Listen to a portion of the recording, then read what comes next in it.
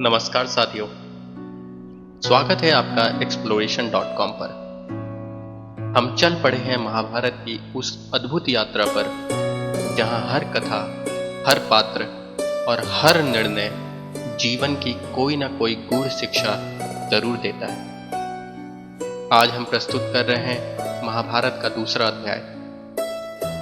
पिछले एपिसोड में हमने जाना महाराज शांतनु और देवी गंगा के मिलन की कथा और कैसे उनके 8 पुत्रों में से सिर्फ एक देवव्रत उनके साथ रहे। आज की कहानी शुरू होती है वहां से जब गंगा छोड़ जाती है शांतनु को, लेकर उनके पुत्र देवव्रत को सौंप जाती है। समय बीतता है, देवव्रत की उम्र शिक्षा योग्य हो जाती है और वे जाते हैं भगवान परशुराम के पास, जहां उन्हें हर प्रकार की शस्त्र विद्या और नीति शिक्षा की प्राप्त होती है।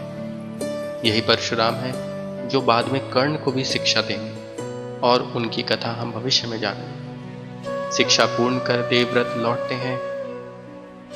इधर हस्तिनापुर में एक और कहानी चल रही है। राजा शांतनु गहरे अवसाद में है। पत्नी गंगा दूर जा चुकी है और पुत्र भी दूर था। एक दिन नौका विहार के दौरान उनकी नजर एक सुंदर और साहसी कन्या सत्यवती पर पड़ती है। वे मछुआरों के मुखिया की पुत्री थी।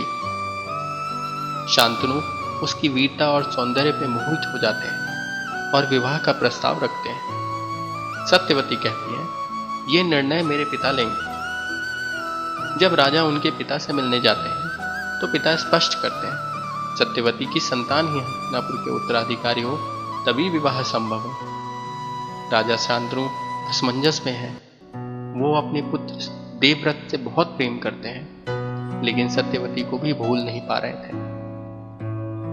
यहां प्रवेश होता है देवव्रत का, एक पुत्र जो अपने पिता की पीड़ा समझ गया। देवव्रत सत्यवती से मिलने जाते हैं और वचन देते हैं कि आपके पुत्र ही हस्तिनापुर के राजा बनेंगे, मैं कभी राजा नहीं बनूंगा। लेकिन सत्यवती शंका करती हैं। वो कहती हैं, आप तो त्याग कर देंगे, लेकिन आपकी संतानें अधिकार जरूर मांगेंगी। यही वो क्षण था जब देवव्रत ने इतिहास बदलने वाली प्रतिज्ञा ली। मैं आजीवन ब्रह्मचारी रहूंगा, विवाह नहीं करूंगा, संतान उत्पत्ति नहीं होगी और हस्तिनापुर की रक्षा करूंगा। उस पल से देवव्रत बन जाते हैं भीष्म।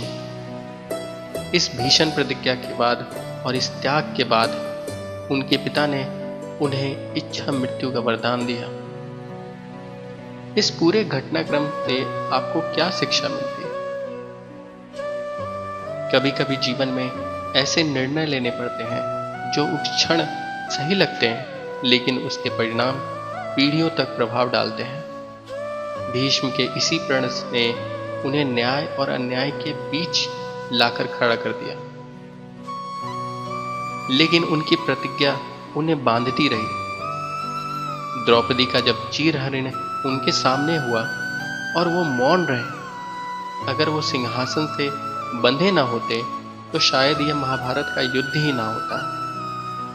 यही प्रश्न छोड़ता है यह अध्याय। धर्म क्या है? सिंहासन की रक्षा या नारी की? सोचिए, समझिए और हमें भी बताइए, आपके विचार क्या है? भगवान श्री कृष्ण ने कहा है, जब समूचा भवन गिर रहा हो तो द्वारपाल केवल द्वार की रक्षा नहीं कर सकता। द्वार भवन का भाग है। अगर भवन ही नहीं होगा तो द्वार कैसा? जरूर विचार करें। मिलते हैं अगले वीडियो में। अगले अध्याय में हम जानेंगे सत्यवती के पुत्रों का जन्म और आगे की राजनीति कैसे हस्तिनापुर को युद्ध की ओर ले जाती है। हर हर महादेव, हर हर महादेव।